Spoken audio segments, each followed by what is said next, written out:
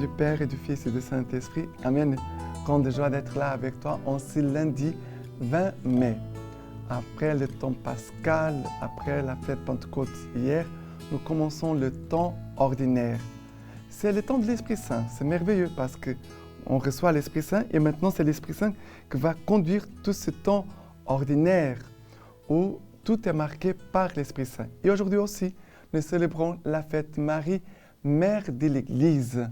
Marie, elle veut rassembler dans l'Église que Jésus a fondée, notre Église catholique, veut rassembler tous ses enfants pour pouvoir vivre comme frères et sœurs dans l'Église et dans l'Église, qui est le corps mystique du Christ, être nourris, formés, éduqués, conduits, fortifiés pour vivre ce temps aussi de mission à partir de l'Église. L'Église, c'est le point de départ pour la mission et on doit toujours revenir à l'Église. Voilà comme les apôtres faisaient. Et la première lecture d'aujourd'hui, c'est le livre de la Genèse, chapitre 3, à partir du verset 9. Le Seigneur Dieu appela l'homme. « Où es-tu » dit-il. « J'ai entendu ton pas dans le jardin, » répondit l'homme. « J'ai eu peur parce que je suis nu et je me suis caché. » Il reprit. « Et qui t'a appris que tu étais nu? Tu as donc mangé de l'arbre dont je t'avais défendu de manger? » L'homme répondit. « C'est la femme que tu as mise auprès de moi, qui m'a donné de l'arbre et je mangeai. » Le Seigneur Dieu dit à la femme. « Qu'as-tu fait là? » Et la femme répondit. « C'est le serpent qui m'a séduit et j'ai mangé. » Alors le Seigneur Dieu dit au serpent. « Parce que tu as fait cela, maudit sois-tu entre tous les bestiaux et toutes les bêtes sauvages. Tu marcheras sur ton ventre et tu mangeras de la terre tous les jours de ta vie. Je mettrai une hostilité entre toi et la femme, entre ton lignage et le sien. Il t'écrasera la tête et tu l'atteindras au talon. » L'homme appela sa femme Ève, parce qu'elle fut la mère de tous les vivants.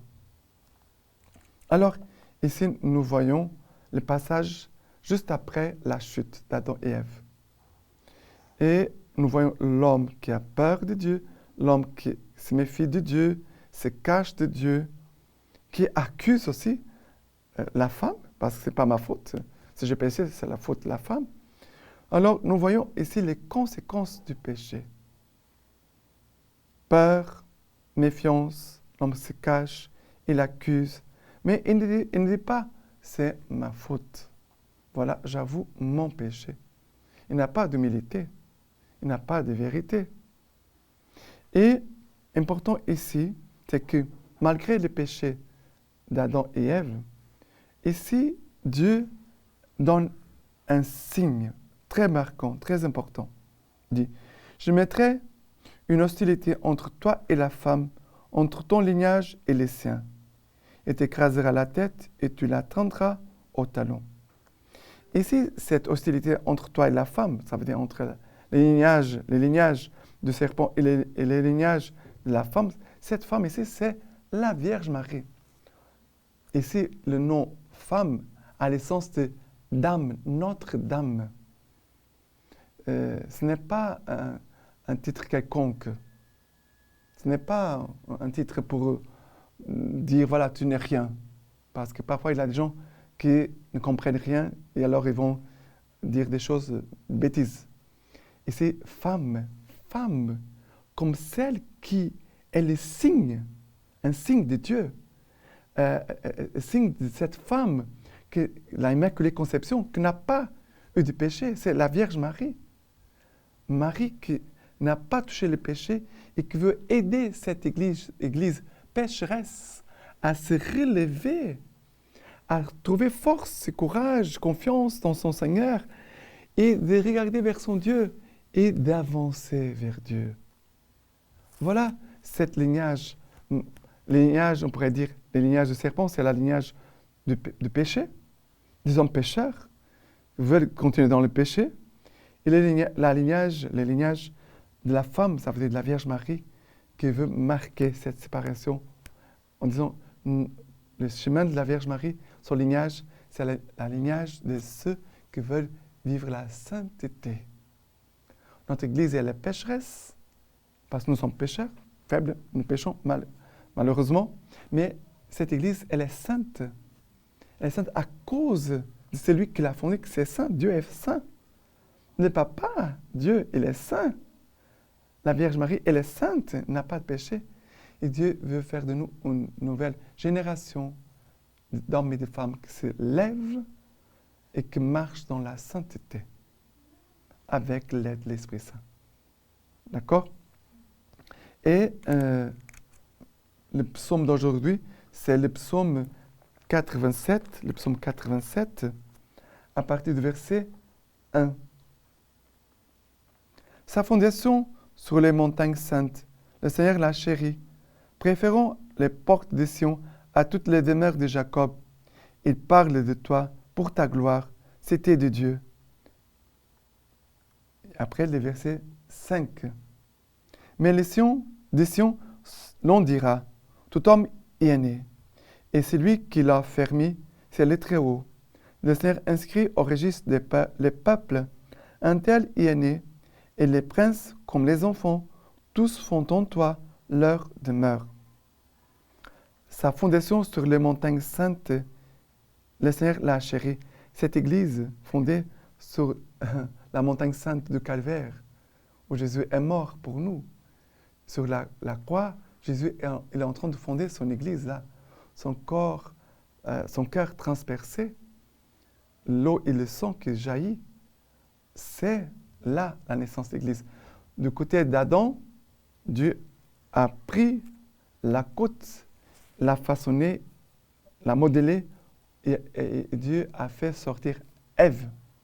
Du côté ouvert de Jésus, Dieu va faire naître son Église, son épouse. C'est magnifique. Et elle est fondée sur cette montagne sainte. La passion, la mort et la résurrection du Christ, l'époux de l'Église. Voilà que la Vierge Marie veut nous aider à nous fonder davantage dans notre foi, dans notre Église, pour y demeurer pour toujours, et non pas être comme des enfants ballottés à droite et à gauche, qui aujourd'hui sont dans l'Église, demain ne vont pas à l'Église, vont participer après dans d'autres églises ou d'autres pratiques mauvaises, qui ne sont pas conformes à notre foi catholique. La Vierge Marie veut nous aider à nous fonder, nous enraciner dans notre foi et de trouver cette fermeté, cette solidité dans la foi. Et l'évangile d'aujourd'hui, c'est Jean chapitre 19, à partir du verset 25. Or, près de la croix de Jésus, se tenait sa mère et la sœur de sa mère, Marie, femme de Clopas, et Marie de Magdala. Jésus donc, voyant sa mère et se tenant près d'elle, les disciples qu'il aimait, dit à sa mère, « Femme, voici ton fils. » Puis il dit aux disciples, « Voici ta mère. » De cette heure-là, les disciples l'accueillirent chez lui.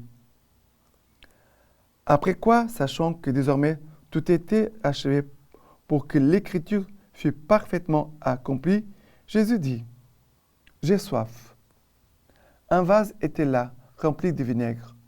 On mit autour d'une branche d'hysope une éponge imbibée de vinaigre, et on l'approcha de sa bouche. Quand il eut pris le vinaigre, Jésus dit, « C'est achevé. » Et inclinant la tête, il remit l'esprit. Comme c'était la préparation des Juifs pour éviter que les corps restent sur la croix durant le sabbat, car ce sabbat était un grand jour, demandèrent à Pilate qu'on leur brisât les jambes et qu'on les enlevât. Les soldats vinrent donc et brisèrent les jambes du premier, puis de l'autre, qui avait été crucifié avec lui. Venus à Jésus, quand ils virent qu'il était déjà mort, ils ne lui brisèrent pas les jambes. Mais l'un des soldats, de sa lance, lui perça le côté, et il sortit aussitôt du sang et de l'eau. Et ici, auprès de la croix, Marie devient la mère de tous les hommes, de toute l'Église. Jésus dit, « Femme, voici ton fils. » Puis il dit aux disciples, voici ta mère. Marie, mystérieusement et dans la foi, elle devient mère de toute l'Église, mais de toute l'humanité. Jésus confie à la Vierge Marie tous les hommes et toutes les femmes de toute la terre pour qu'elle puisse aider chaque enfant à venir vers l'Église.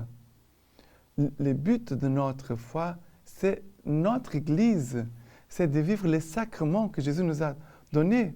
Marie, toujours, elle nous aidera à nous rencontrer avec l'amour de Dieu. Elle nous aidera toujours à faire un pas dans la foi, à croire vraiment et aussi à nous nourrir du Christ qui se donne à nous par les sacrements, le baptême, l'Eucharistie, la confession, la confirmation, l'onction des malades, l'ordination sacerdotale, le mariage. Les 7 sacrements, c'est la nourriture. C'est le Christ lui-même qui se donne à nous, qui vient entrer en nous, qui vient se graver en nous, qui vient façonner en nous ses traits. La Vierge Marie, comme mère de l'Église, on pourrait dire même femme et mère de toute l'humanité, elle veut aider chaque homme à se configurer au Christ. Ça veut dire que chacun de nous, on devait, à travers notre chemin spirituel, de voir de plus en plus Jésus marqué, dessiné dans la vie de chaque frère et sœur. Ça veut dire que nous voyons le Christ en chacun de nos frères et sœurs. La Vierge Marie, elle est là pour, comme un instrument de Dieu pour le faire retrouver la beauté originale. Le péché a défiguré l'homme. La Vierge Marie, par sa maternité et son action dans nos vies, elle veut rétablir en nous la beauté première du Christ en nous. Et maintenant, la lecture patristique d'aujourd'hui du Concile Vatican II nous dit ceci. Son amour maternel la rend attentif aux frères de son Fils qui n'ont pas achevé leur pèlerinage et qui vivent au milieu des dangers et des angoisses jusqu'à ce qu'ils aient le bonheur de parvenir à la patrie. C'est pourquoi la bienheureuse Vierge est invoquée dans l'Église sous le titre d'avocate, auxiliatrice, de secourable, de médiatrice. Mais il faut entendre cela de telle sorte que rien ne soit enlevé ni ajouté à la dignité et à la efficacité du Christ unique médiateur. En effet, aucune créature ne peut jamais être égale au Verbe incarné, au Rédempteur. Mais de même que le sacerdoce du Christ est participé de manière diverse, soit par les ministres, soit par les peuples fidèles, de même que l'unique bonté de Dieu se répand réellement sur les créatures de diverses façons. Ainsi, l'unique médiation du Rédempteur n'exclut pas, mais suscite une coopération variée, participée différemment par les créatures à partir d'une source unique. Maintenant, je vous laisse la bénédiction par les mains toutes pures de la Vierge Marie. Dieu Tout-Puissant vous bénisse et vous garde, le Père, le Fils et le Saint-Esprit. Amen.